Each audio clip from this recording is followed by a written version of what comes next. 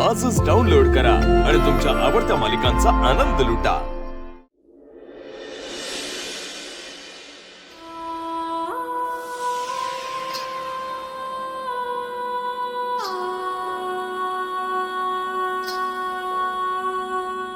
मीरा गो उठ, काहीतरी कर। वेदाला घेऊन जा ग अथर्वच्या खोलीत।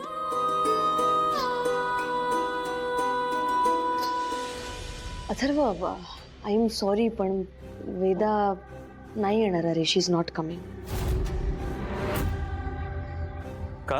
हो म्हणजे मी आता त्या दोघींना म्हणजे इकडे येण्या अगोदर भांडताना पाहिलं।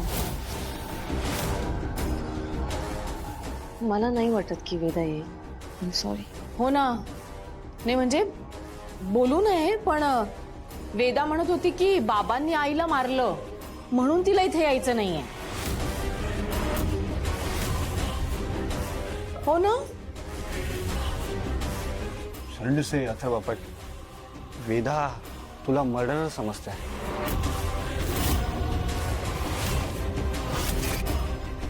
अरे काय करणार, ती बिचारी किती लहान आहे, तिला काही कळतं का?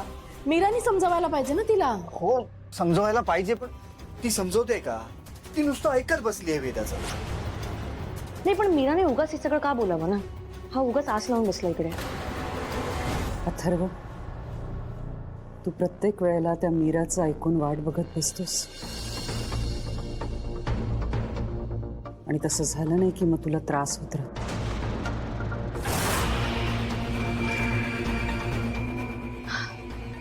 अथर्व, आम्ही सगळं हेच सांगतोय।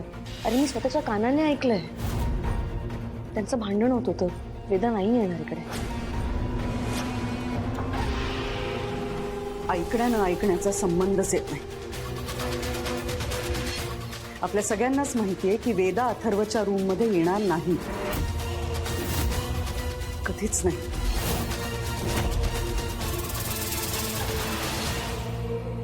वेदाची आहे। थांबा थांबा, तुम्ही जाऊ नका।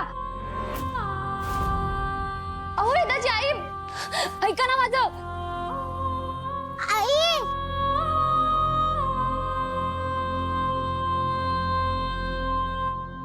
वेदाची आई, वेदाची आई, अहो थांबा ना। वेदाची आई, तुम्ही नाराज आहात मला माहितीये, पण काय करणार ना? हे बघा,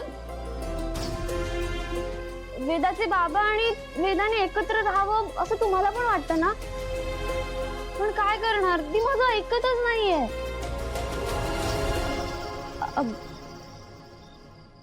अहो थांबा, तुम्ही तुम्ही तुम्ही रडू नका। हे बघा, तुम्ही वाईट पण वाटून घेऊ नका। आई, आई, वेदा थांब ग तू। हे बघा, तुम्ही रडू नका। तुम्ही रडून काहीच फायदा होणार नाही, कारण वेदा तर माझा ऐकतच नाही ना। आई, माझी मम्मी काही खरंच रडते? हो ग, पण आता काय करणार ना? जाऊ दे।